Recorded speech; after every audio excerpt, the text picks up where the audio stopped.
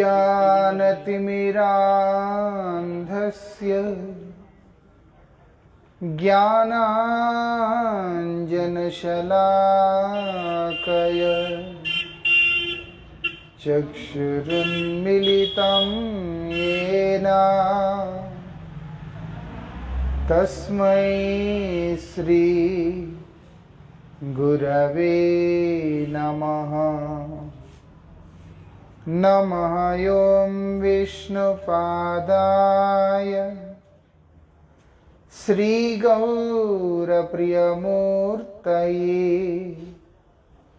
श्रीमते भक्तिवल्लभा तीर्थगोस्वामिने नमः।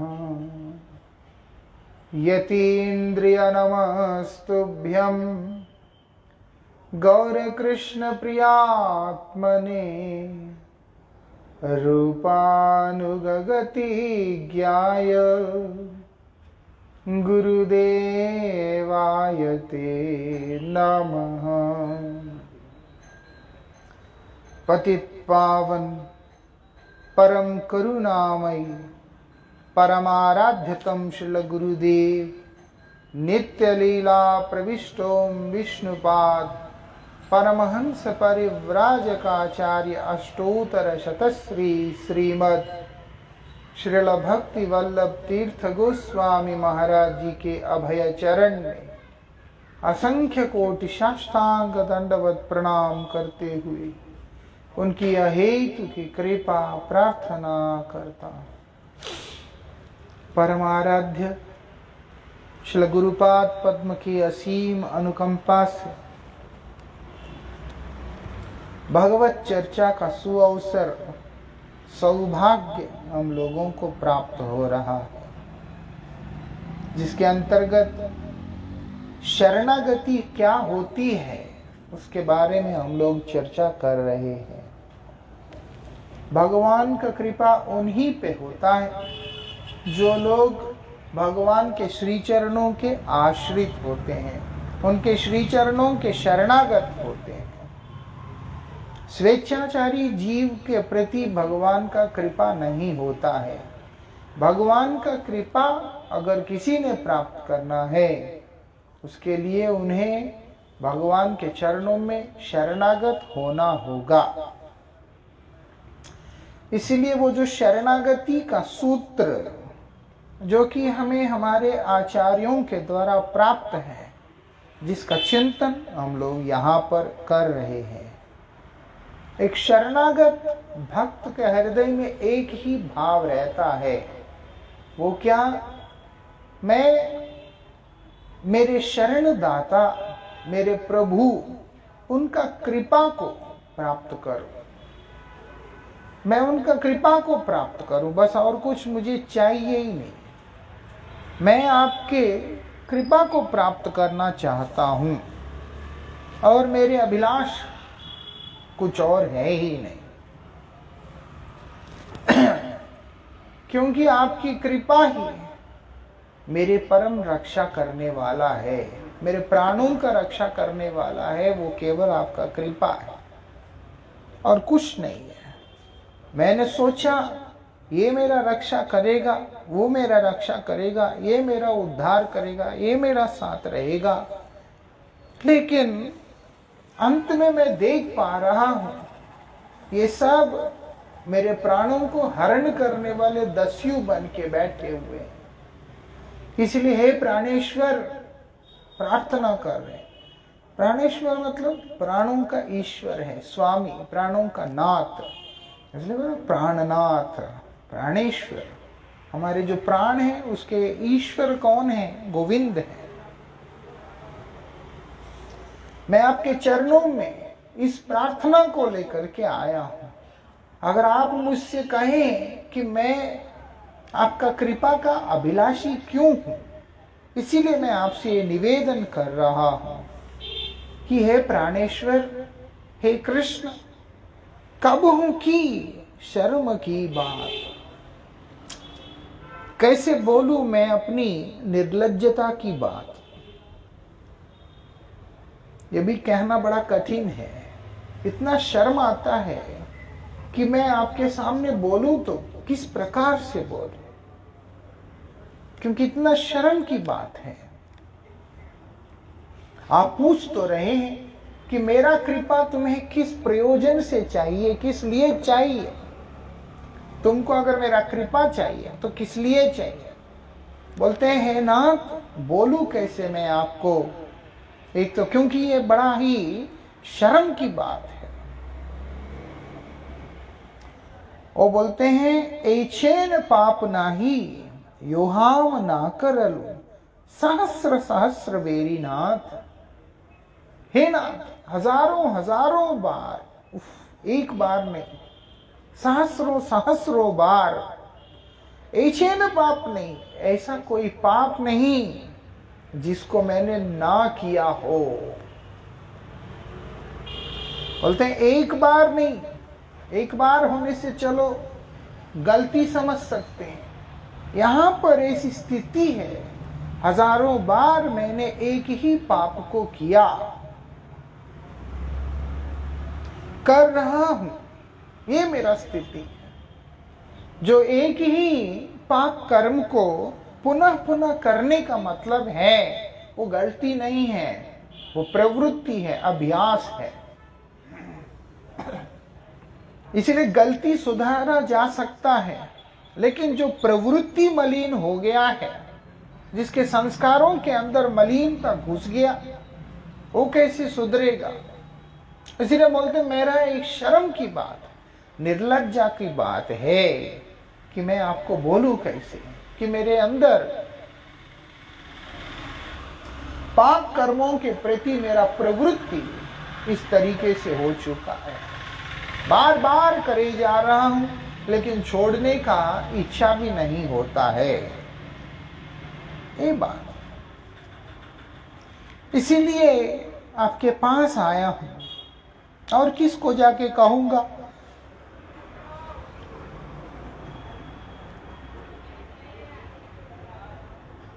बोलते सो ही कर्म फल भवे मुखे पेशाए। वो जो कर्म फल है, जो मैंने पाप किया है, उसका पाप कर्मों का फल, उसके स्वरूप में, उसके परिणाम में मैं क्या कर रहा हूं, इस संसार के अंदर अनेक प्रकार के कलेशों से ग्रस्त हूं। अक्सर कईयों को यही बात नहीं समझ में आता है, उनको अपना दोष नहीं दिखलाई देता है। कारण क्या है, वो लोग भूल गए होते हैं। भगवान बोलते हैं मेरे कृपा है, भूल जाना। इसलिए व्यक्ति क्या करता है, अपने द्वारा किए हुए पाप कर्मों को भूल जाता है, उसको याद नहीं रहता। और उसका स्वभाव भी ऐसा ही है, अपना दोष दिखता नहीं और दूसरे का गुण दिखता नहीं। ये विशेषता है, अपना गुण दिखता है, दूसरे का दोष दिखता है। इसी कारण से वो लोग इस चीज को नहीं समझ पाते। कई बार उनके मन में रहता है मैं तो ठीक हूं, मुझे क्यों कलेश मिल रहे हैं। ठीक तो तुम आज होने का कोशिश कर रहे हो, लेकिन जो पूर्व संस्कार, जो पूर्वकृत कर्मों का जो परिणाम जो सामने आया, उसका भुगतान तो करना ही पड़ेगा। उससे हम कैसे पीछे हट सकते हैं। इसलिए यहां पर बोल रहे हैं मेरे अंदर जानकर पाप कर्म करने का जो एक अभ्यास बना हुआ है, वो बड़ी गंदी अभ्यास है। लेकिन कर्म करने के कारण उसका जो फल निकलता है, वो फल से मुझे इस संसार के अनेक प्रकार के क्लेश मिल रहे हैं। यही विशेषता है। कर्म का फल से कोई भी बच नहीं सकता। इसलिए आदमी कोई भी कर्म करने से पहले बहुत सावधानी के साथ करना पड़ता है, नहीं तो कर्म फल उससे कोई भी बच नहीं सकता। मैंने कोई कर्म किया और मैं उससे बच जाऊं, ये हो नहीं सकता। यहां पर जब कर्म करते समय, वो पाप कर्म को करते समय मालूम नहीं पड़ रहा है। जैसे व्यक्ति मांस भक्षण करता है, उसको उस समय मालूम नहीं पड़ता, उसको बड़ा अच्छा लगता है। लेकिन जब वही उसके लिए, वो दूसरे जीव के लिए उसको मांस बनना पड़ता है, तब उसको वो पीड़ा पता चलता है। मांस मतलब ही यह है, आज तुम मुझे खाओ, कल मैं तुम्हें खाने वाला हूं, बस। इसीलिए मांस का एक ऐसी विशेषता है, जो व्यक्ति उसको पालता है, उसको काटता है, बनाता है, परोसता है, खाता है, सबका एक समान फल मिलता है। ये नहीं है कि मैंने नहीं काटा, तुमने पकाया, तो काटना पकाने का फल में कोई कम ज्यादा नहीं होता, इक्वल शेयर है, ऐसा। तो इसलिए व्यक्ति, मैं तो खाता नहीं, तुम नहीं खाते, लेकिन खाने वाले के लिए तुम जो बनाते हो, उसका जो फल है वो कौन लेगा? जीव हिंसा, ये सब का फल कौन लेगा? बोलते ये सब तुमको ही लेना होगा। इसलिए पाप कर्म, मैं तो पाप नहीं करता, मैं तो शराब नहीं पीता, लेकिन तुमने दुकान खोल रखा है, जो आदमी तुम्हारे यहाँ पर आके पी के जाता है और पैसा दे के जाता है, उस पैसे से जो तुम अपना जीवन निर्वाह करते हो, वो क्लेश को भी तुम्हें भोगना पड़ेगा। पाप कर्म प्रत्यक्ष रूप से करे अथवा परोक्ष रूप से करे, उसका जो परिणाम होगा वो जीव को सामना करना ही पड़ेगा। इसलिए यहां पर बोल रहे हैं कि हे प्रभु, जानबूझकर हजारों हजारों दोष जो मैंने किया, उसका फल आज मेरे सामने आ गया है। आ गया है तो भी किस प्रकार से आ गया? बोलते संसार के क्लेश के रूप में आ गया। रिश्वत ले लेगा, सोचता है कि मेरा ऊपर का कमाई हो गया, लेकिन वो जो रिश्वत का पैसा है बाद में बीमारियों में जाएगा, दुष्कर्मों में जाएगा, अलग अलग स्थानों पे चला जाएगा, और वो जो परिणाम है वो बहुत भयंकर परिणाम उसको सामना करना पड़ेगा। कोई भी पाप कर्म है, इसलिए बोल रहे हैं, और वो सब मेरे जीवन में आ रहा है, उसको मैं भोग रहा हूं। बोलते हैं तो तखनक परिणाम कछु ना विचारी। जिस समय पाप कर रहा था तब सोचा नहीं, तब तो बड़ा मजा आ रहा था, अच्छा लग रहा था, मैं तो कर रहा था, तब नहीं सोचा। अब जो है, जब परिणाम सामने आया, अब मुझे इतना डर लगता है कि अब मैं उससे बचने का प्रयास कर रहा हूं। अब मैं बचने का प्रयास कर रहा हूं। किसी का हत्या करेगा उस समय नहीं सोचा, बाद में जब उसका परिणाम आया, अब जो है मैं बच जाऊं, वो नहीं होता है ऐसा। इसलिए बोल रहे हैं, तब मैंने ये परिणाम के बारे में विचार नहीं किया कि क्या होगा। अब पाछू तराईते चाहे, अब जो है मैं इससे बचने के लिए इच्छा कर रहा हूं कि किसी ना किसी प्रकार से बच जाओ। मेरी चाहत, मेरा इच्छा इससे बचने का है अभी।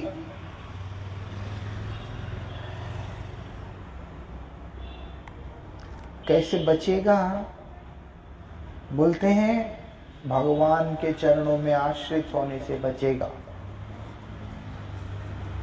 जितने भी पाप हैं, पापों का फल, उसका प्रायश्चित का एक ही उपाय है, वो है भगवान के चरणाश्रय। क्योंकि पाप करते करते करते व्यक्ति की वृत्ति पापमयी हो जाती है।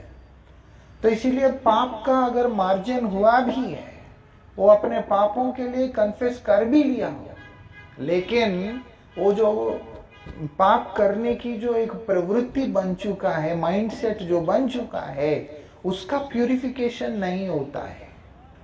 वो कैसे होगा? बोलते उसके लिए तुम्हें भगवान के शरण में जाना होगा,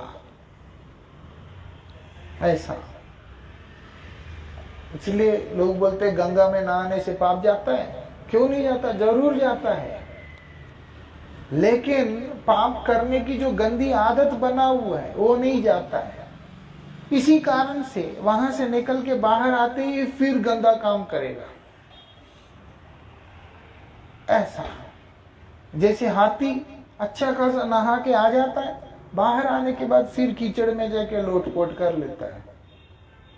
ऐसा पाप कर्म करा, फिर उसके बाद जाके कन्फेस किया, फिर दोबारा जाकर के उसी गंदा काम करने लगा।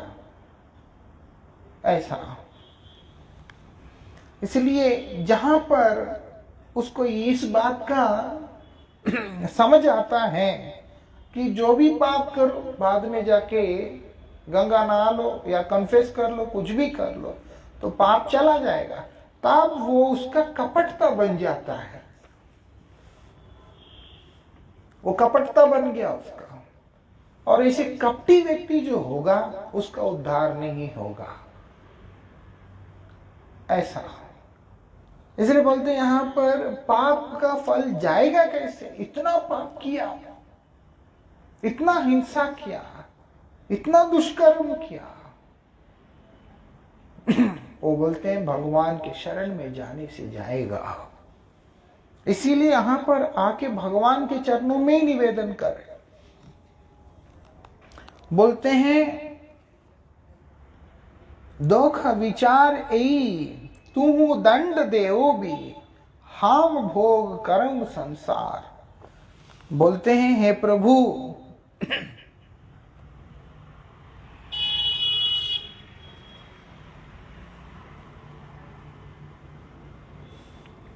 बोलते हैं मेरे कर्मों के अनुसार आप जो भी दंड मुझे विधान करना चाहते हैं, मुझको देना चाहते हैं कि तुमने ये गलत काम किया, इसका ये दोष तुम्हें मिलता है,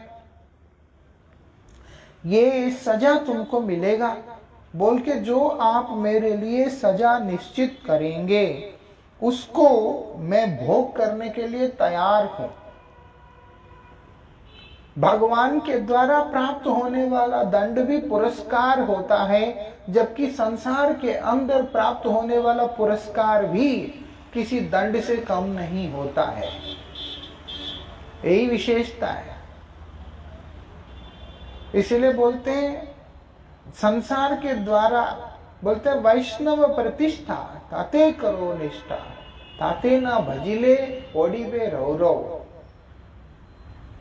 जो भक्तों के द्वारा जिसको प्रतिष्ठा प्राप्त होता है, सम्मान प्राप्त होता है, भगवान के द्वारा प्राप्त होता है, उसका तुम आराधना करो, भोग मत करो, उसके प्रति निष्ठा युक्त हो जाओ। जब कोई अगर कहता है कि तुम एक अच्छे भक्त हो, तो भक्त बनने के पथ पे अपने आप को लेकर के चलो कि हाँ मुझे भक्त बनना है।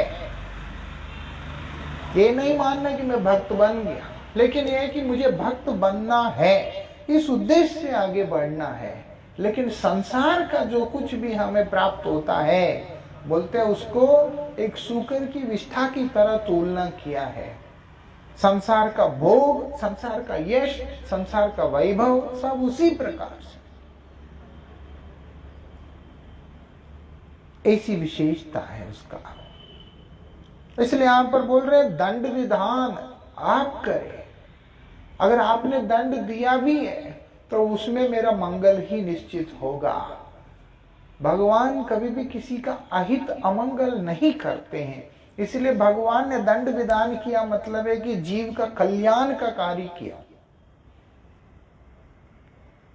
जैसे माँ बच्चे को थप्पड़ मारती है खींच के, देखने में लगता है कि शासन किया, लेकिन माँ शासन करते हुए उसका शोधन कर रही है, लेकिन दूसरा वही प्यार करते करते करते उसके आदत को बिगाड़ देगा।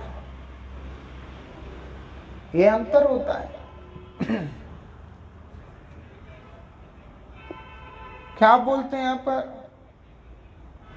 कुछ बार भारती मर्जी वो कथा सुनाते थे ना कि एक बच्चे को पेड़ में बांधकर उसके पिता उसका पिटाई देता है। छोटा बच्चा है, पीटता है। महाराज जी वहां से गुजर रहे, उन्होंने देखा छोटा बच्चा है उसको मार रहे पेड़ को बांध के। महाराज जाके बोलते तुम्हें दया नहीं है? महाराज बोलते हैं बातों से मैंने उसके ऊपर दया दिखाया, लेकिन कार्य से पिता उसका पिटाई दे रहा है। जब विचार आता है तो मालूम पड़ता है कि वो बच्चा कौन है, उसका बेटा है। तो पिता मार क्यों रहा है? बोलते अगर ये पढ़ाई नहीं करेगा तो कल को मेरे जैसा ही लेबर बनेगा। जो दुख मैं आज पा रहा हूं वही दुख वो भी पाएगा। इसीलिए उसके शोधन के लिए मैं उसको शासन कर रहा हूं। महाराज जी बोलते हैं कि मेरा उसके प्रति जो दया भाव है वो सही है या उसका पिता का शासन सही है। यही बात यहाँ पे भी लागू होता है। भगवान का शासन, भगवान का जब शासन मिलता है, डंडा मिलता है, तो समझना पड़ता है कि भगवान का हमारे ऊपर कृपा हो रहा है, भगवान का हमारे ऊपर अनुग्रह हो रहा है, तभी भगवान का शासन हमें मिल रहा है। इसलिए यहां प्रार्थना कर रहे हैं, मैंने जो जो कर्म किया है उसका जो परिणाम होगा आप वो मुझे दीजिएगा, वो सब मैं भोगने के लिए तैयार हूं। भक्त इसलिए कभी नहीं कहता है कि मुझे ये कष्ट से निकाल दो, वो दुख से निकाल दो। बोले ना, अगर मेरा भाग्य का है वो मुझे अवश्य दीजिए, मुझे आप क्षमा मत कीजिए, मेरे पूर्वकृत कर्मों का परिणाम में निश्चित रूप से मुझे दंड विधान कीजिए, लेकिन अपने से कभी भी दूर मत कीजिए। उसका मांग सिर्फ ये रहता है, आप मुझे शासन करो, शोधन करो, लेकिन मुझे अपना बनाओ, मुझे अपने से दूर मत करो। यही बात है। इसलिए यहां पर बोल रहे हैं, मैं देख रहा हूं, मैं विचार कर रहा हूं। मैं विचार नहीं कर रहा था जिस समय पाप कर्म को कर रहा था, लेकिन आप विचार करके मुझे दंड विधान कीजिए, मैं उपभोग करूंगा। करत गतागति भक्त जन संगे, मति रहूं चरणे तोहार। क्या बोल रहे हैं? मेरा एक प्रार्थना है, वो क्या है? भक्त जन संगे, भक्त जनों का संग प्राप्त करूं। गतागति मतलब क्या है? जन्म मृत्यु का चक्र। जन्म मृत्यु का चक्र। अगर मुझे बार बार जन्म लेना पड़े, बोलते मैं ले लूंगा, कोई दिक्कत नहीं। मैं, जबकि संसार दुखमय है, संसार में आनंद नहीं, लेकिन अगर मुझे आपका भक्तों का सानिध्य मिलता है तो मुझे वो संसार भी परम सुखमय है। ये विशेषता। इसलिए बोलते हैं भक्तजन संगे, उससे क्या होगा? मति रहूं चरणे तोहार, आपके श्री चरणों में मेरा मति रहेगा। मेरा मति भक्तों के सानिध्य में रहने से आपके चरणों में रहेगा। अगर संसार में रहूंगा तो मेरा मति संसार में रहेगा। जब मति संसार में होगा परिणाम दुखदाई होगा। क्योंकि दुनिया में ना, जैसे गुड़ देखने से मक्खी जैसे आता है ना? मक्खी है, अभी है ही नहीं। अगर गुड़ होगा या मीठा कुछ गिर गया, चाशनी गिर गया, कहां से आ जाते हैं मालूम नहीं। चींटियां आ जाते हैं, मक्खी आ जाते हैं, सब आ जाता है। ये दुनिया का ऐसी स्वभाव है। हर व्यक्ति एक दूसरे से अपना फायदा लेने के लिए ही लगा हुआ होता है। तो बोलते ऐसी स्थिति जो है वो बड़ा दर्दनाक स्थिति होता है।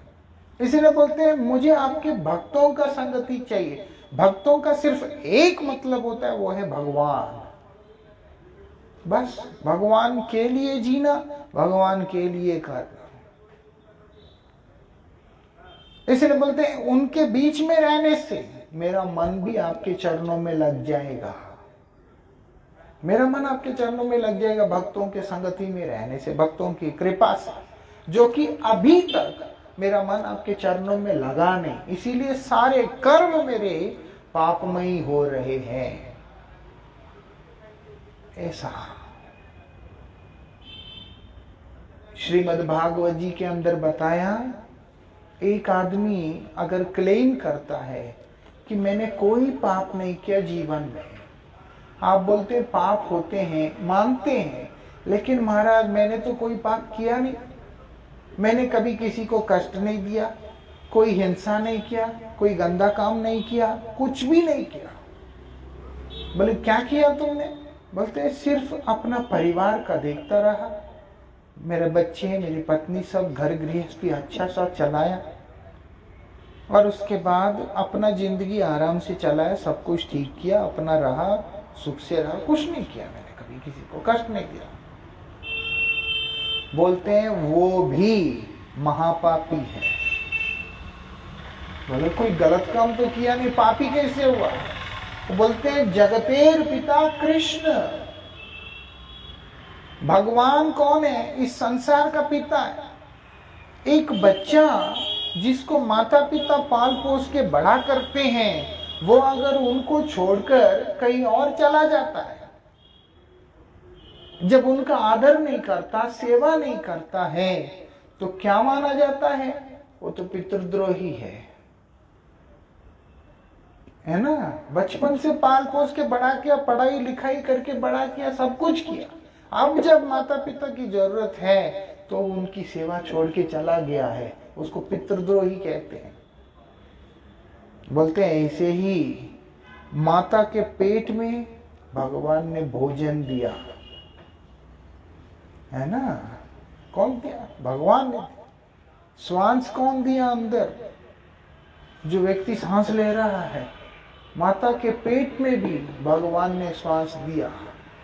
बाद में कौन दिया? भगवान ने दिया। अगर जब आदमी का सांस लेना मुश्किल हो जाता है, उसको आर्टिफिशियल सपोर्ट सिस्टम पे रखते, वेंटिलेटर्स पे रखते हैं, कितना कष्ट होता है सांस लेने में। एक दूसरी बात, इतना कष्ट के साथ में सांस लेने के लिए भी जितना वेंटिलेटर यूज होता है, इंटेंसिव केयर यूनिट का यूजेज होता है, उसी हिसाब से पेमेंट भी देना पड़ता है। कोविड में जब लोगों को, कईयों को सांस लेने में दिक्कत हुआ है, क्या हाल हो गया लोगों का। और हमको तो पता भी नहीं चलता कि सुबह से रात तक और पैदा होने से लेके मृत्यु तक कितना सांसें हम लोग ले लेते हैं। इतना कृपा वो कर रहा है। 1 मिनट के लिए सांस अटक गया, सिर्फ 1 मिनट के लिए आदमी तड़प जाता है, प्राण निकल जाता है, प्राण निकल जाता है, मर ही जाता है कई लोग तो। और भगवान इतने श्वास दे रहे हैं, जीवन दान दे रहे हैं, कभी उनके प्रति कृतज्ञता का भाव को व्यक्त नहीं करना, ये कोई कम पाप है? बहुत बड़ा पाप है। काम करने का ऊर्जा भगवान दे रहे हैं पूरी दुनिया को। अरे कंपनी में अगर कोई नौकरी देता है, 100 बार उसको थैंक यू बोलते हैं कि भाई तुमने नौकरी दिया, जबकि कंपनी होता है ऐसा है कि जो बॉस होता है वो उसके नीचे वालों का एस्तेसी कर देता है, लेकिन फिर भी वो बार बार हाँ जी सर ऐसे करके चलते हैं।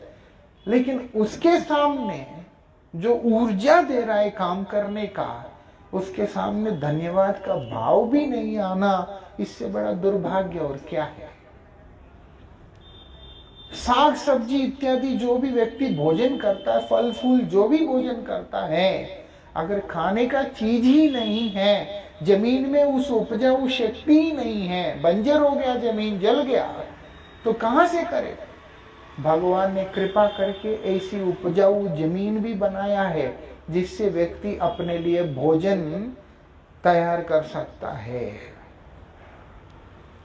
ऐसा इसलिए बोलते हैं तुम्हारा जीवन का हर आवश्यक तत्व वो क्या है? पृथ्वी जल अग्नि आकाश वायु, वो सब भगवान ही दे रहे हैं। शरीर के अंदर भी आग रहता है।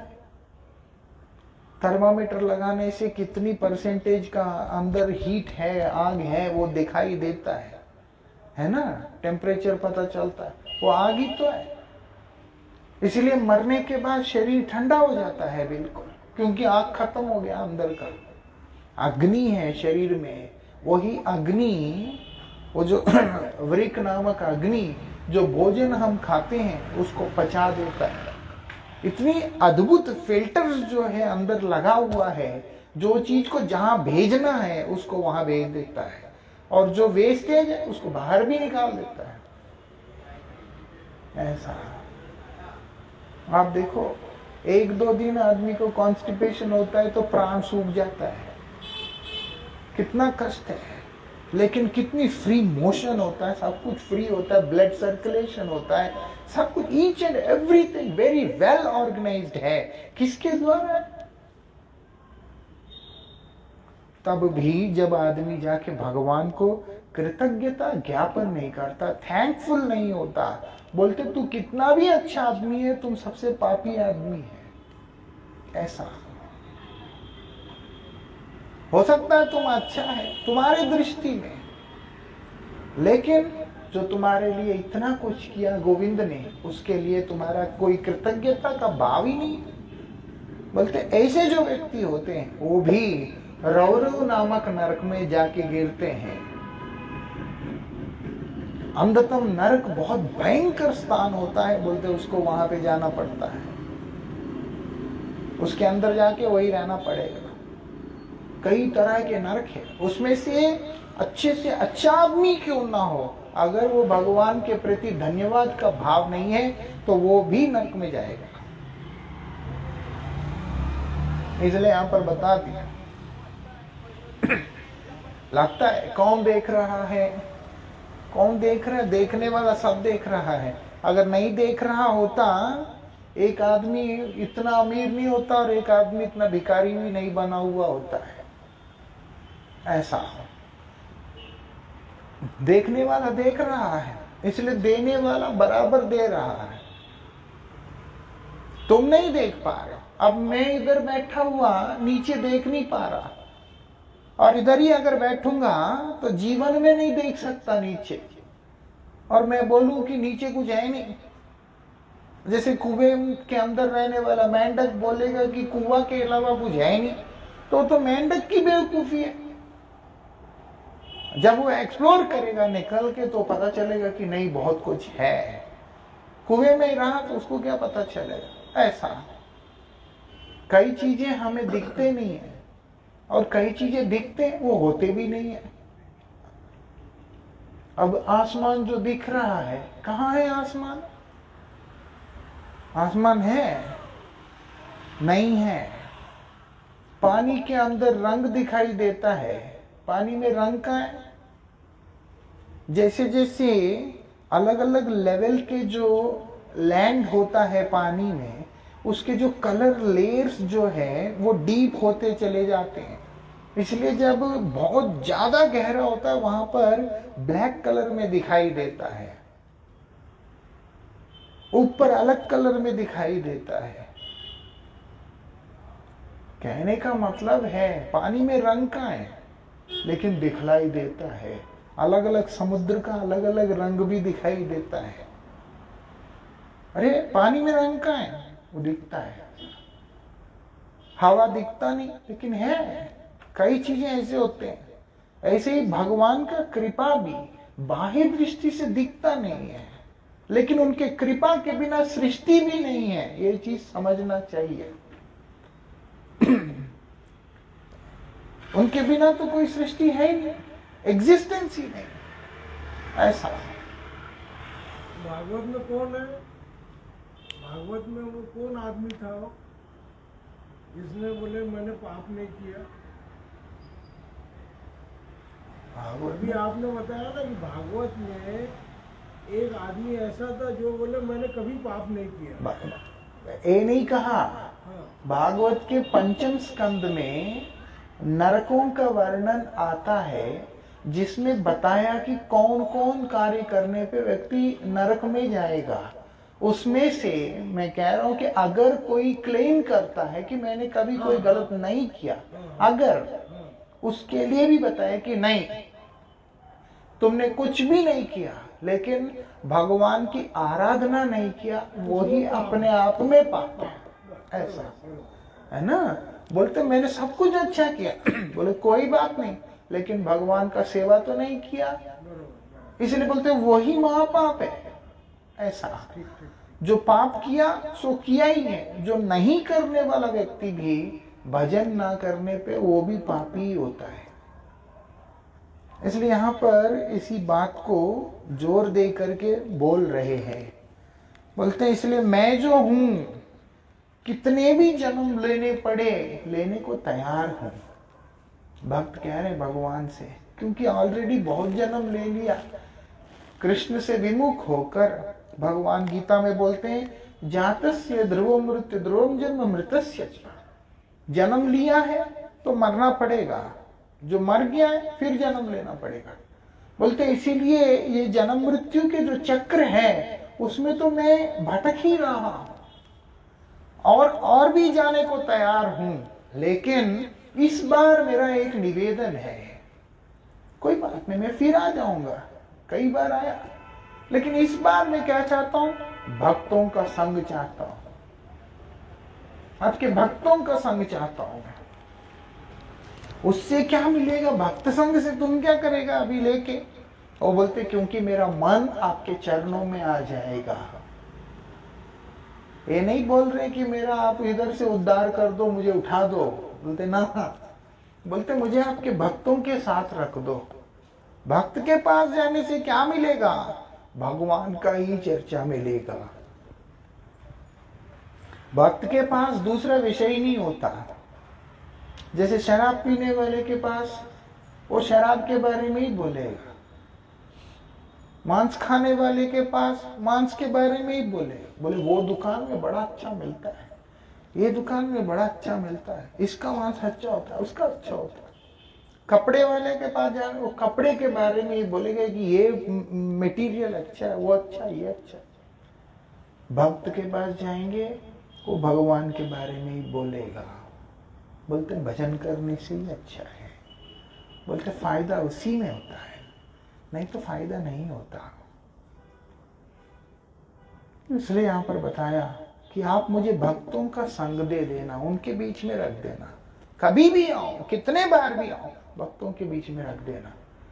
उससे मैं क्या प्राप्त करूंगा, आपके चरणों में मति प्राप्त करूंगा। मेरा मन आपके चरणों में लग जाएगा। जब मेरा मन आपके चरणों में लग गया, ये सुनिश्चित है कि मेरा जन्म मृत्यु का चक्र खत्म हो जाएगा। मतलब ना बोलते हुए सब कुछ बोल रहा है।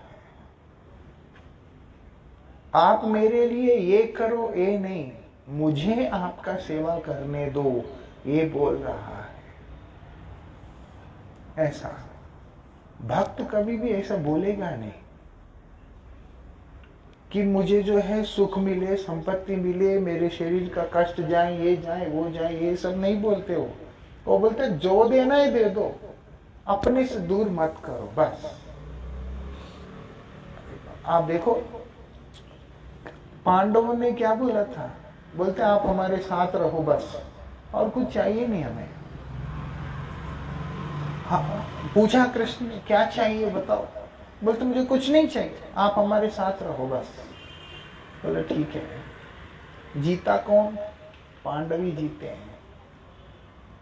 अंत में सुखी कौन हुआ, पांडव ही हुए हैं। क्यों, भगवान जहां हैं वही शांति है, वही सुख है, वही समृद्धि है, सब कुछ वही पे है। नहीं है तो दुर्योधन ने तो इंद्रप्रस्थ भी छीन लिया था, हस्तिनापुर तो उसको मिल ही गया था, इंद्रप्रस्थ भी छीन लिया था, सब कुछ छीन लिया, लेकिन जीवन भी चला गया। जीवन भी चला गया, युद्ध करके उसमें हार गया। 100 भाई थे, 100 के 100 भाई खत्म हो गए, सब के सब खत्म हो गए। लेकिन यहां पर सिर्फ 5 भाई है, किसी को कुछ भी नहीं हुआ। ये बात है। इसमें जो पांडव और कौरव में किसको मालूम था कि कृष्ण भगवान है? सबको मालूम था, पर वो लोग उनको भगवान नहीं समझते थे। समझते थे। वो लोग समय समय पर भगवान की स्तुति करते थे। अब दुर्योधन है, दुर्योधन क्या बोल रहा है? बोलते हैं त्वय ऋषिकेश हृदय स्थितेन यथा नियुक्तो अस्मि तथा करोमि। महाभारत में बोल रहा है कि आप भगवान हैं, आप मेरे से जैसे करा रहे हो मैं वही कर रहा हूं, ऐसे बोल रहा है। बहुत सारे एक स्तुति का वो संग्रह है जिसके अंदर द्रोणाचार्य क्या बोल रहा है, पितामह भीष्म क्या बोल रहा है, विदुर क्या बोल रहा है, धृतराष्ट्र क्या बोल रहा है, वो सब है महाभारत के अंदर है। सबको पता है कि कृष्ण भगवान है, ऐसा नहीं कि नहीं पता। लेकिन शरणागत ना होने पे आदमी कभी भी आगे नहीं बढ़ सकता है। दुनिया को भी पता है कि कृष्ण भगवान है, इसीलिए मंदिर बनाते हैं, पूजा करते हैं, जन्माष्टमी मनाते हैं, सब कुछ करते हैं, लेकिन मानता कोई नहीं है। ये बात है, पता है कृष्ण भगवान है, प्रभु है, स्वामी है। फिर उसके बाद ऐसा लगता है कि ठीक है, ये भी तो भगवान है, वो भी तो भगवान, उनको भी ऐसा है, कृष्ण भगवान है। क्यों शिशुपाल को जब मारा तब देखा, बार बार पांडवों को बचा रहे हैं तब देखा, गोवर्धन पर्वत उठाया तब देखा, कृष्ण की तो सारी लीलाएं देख रहे हैं, सुन रहे हैं, क्यों नहीं पता? सब पता है। और दूसरा वो लोग कोई साधारण व्यक्ति तो है नहीं ऐसा, लेकिन आचरण में दिखाया। पता होने पे भी अगर आदमी शरणागत नहीं होता है तो कभी भी उसको ये चीज नहीं समझ में आ सकता है। ये बहुत बड़ी बात है। दुर्योधन के सभा के अंदर कृष्ण ने जब विश्व रूप प्रकट कर दिया था, पता तो चल गया था,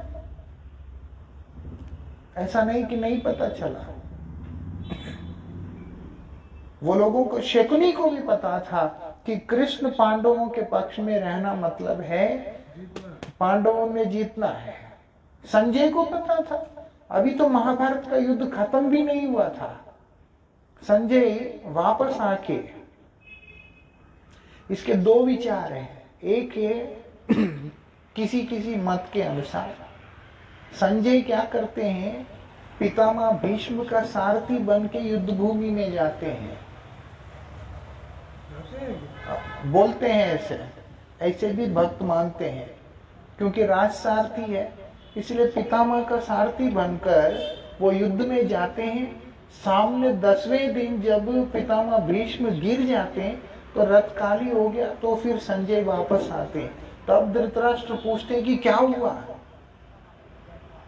एक एंजाइटी के साथ। तब संजय ने भगवत गीता सुनाया, और कई विचार के अनुसार संजय जो है युद्ध में गया नहीं, धृतराष्ट्र के पास बैठ करके सुनाया।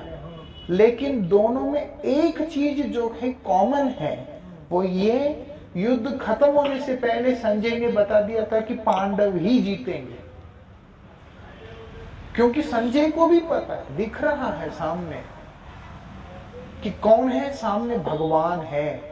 भगवान जहां पे, इसीलिए संजय ने डंके के चोट के साथ बोला, जहां भगवान कृष्ण है और जहां पर अर्जुन है, अर्जुन कौन है, भक्त, जहां एक साथ है, बोलते वहां पर विजयी होना सुनिश्चित। और ये मेरा मत है, ध्रुवो नीति मतिर्मम, मैं इस चीज को अच्छी तरह से देख पा रहा हूं हे राजन कि जीत निश्चित रूप से पांडवों का होगा। संजय को वो जो इन्होंने दिव्य दृष्टि, वो भगवान जब गीता का वो कर रहे थे, व्यास जी ने दिया था। नहीं, दर्शन जब हुए तो संजय को भी दर्शन हुए क्या? हाँ, 5 पांडवों में अर्जुन को हुए और संजय को हुए, और भी लोगों को हुआ, पितामह को हुआ, ये सब जो है महाजन है, इनका हुआ सबका दर्शन। द्रोणाचार्य को भी हुआ होगा। ये सबका हुआ। जो हो यहाँ क्या बोल रहे हैं, बोलते मुझे भक्तों के पास में ही रखना। और क्या बोलते हैं, आपन चतुरपण तुया पदे सोमपुर। मतलब है कि मैं अपनी चतुरता, अपना चालाकपना जो है वो मैं क्या कर रहा हूं, आपके चरणों में ही सौंप रहा हूं। मतलब मैं आपके साथ चालाकी नहीं कर सकता और ना ही करूंगा। बोलते हृदय गर्व दूरे गेला। वो बोलते मेरे हृदय का जो है, जो अंदर का जो गर्व है, जो अभिमान है, उसको क्या कर रहा हूं, उसको मैं अपने से दूर कर रहा हूं। अथवा जब मैंने चतुरता आपके साथ करना छोड़ दिया, शरणागत हुआ, तो मेरे अंदर का गर्व भी चला गया। पहले गर्व रहता है, वो जाता नहीं है। इसीलिए बोलते हैं कौन सा गर्व है, और क्या बोलते हैं,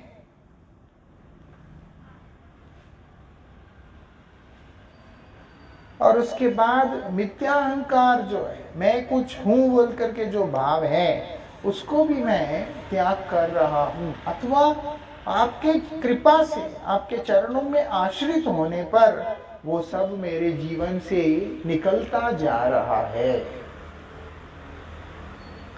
अभिमान जो है वही दुख का कारण होता है। अहंकार बोलते हैं वो अहंकार जो है मेरे जीवन से निकालना बहुत ज्यादा जरूरी है। इसलिए मैं अपनी चतुरता को आपके चरणों में सौंप रहा हूं, खुद को आपके चरणों में डाल रहा हूं। दीन दयामय तुया कृपा निर्मल, भक्ति विनोद आशा भेल। बोलते हैं क्या है, बोलते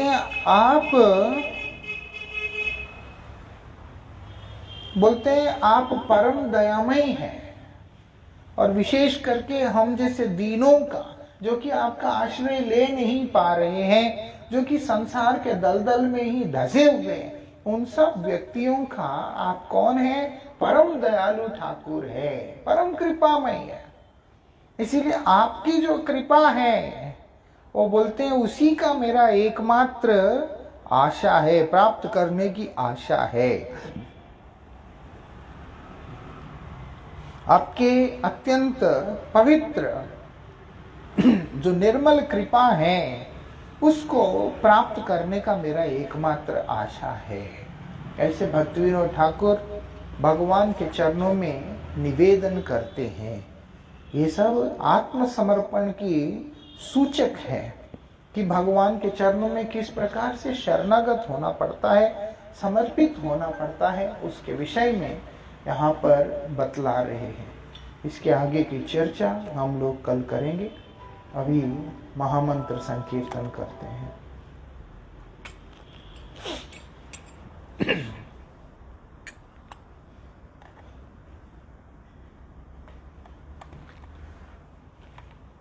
हरे कृष्णा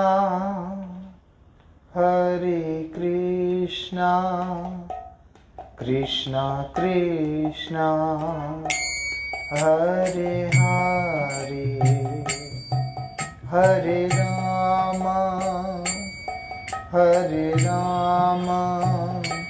राम राम हरे हरे, हरे कृष्णा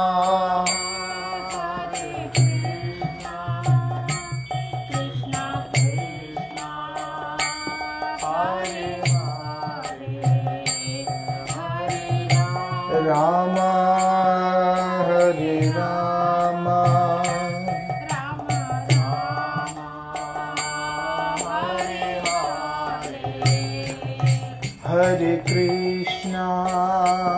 हरे कृष्णा कृष्णा कृष्णा हरे हरे, हरे राम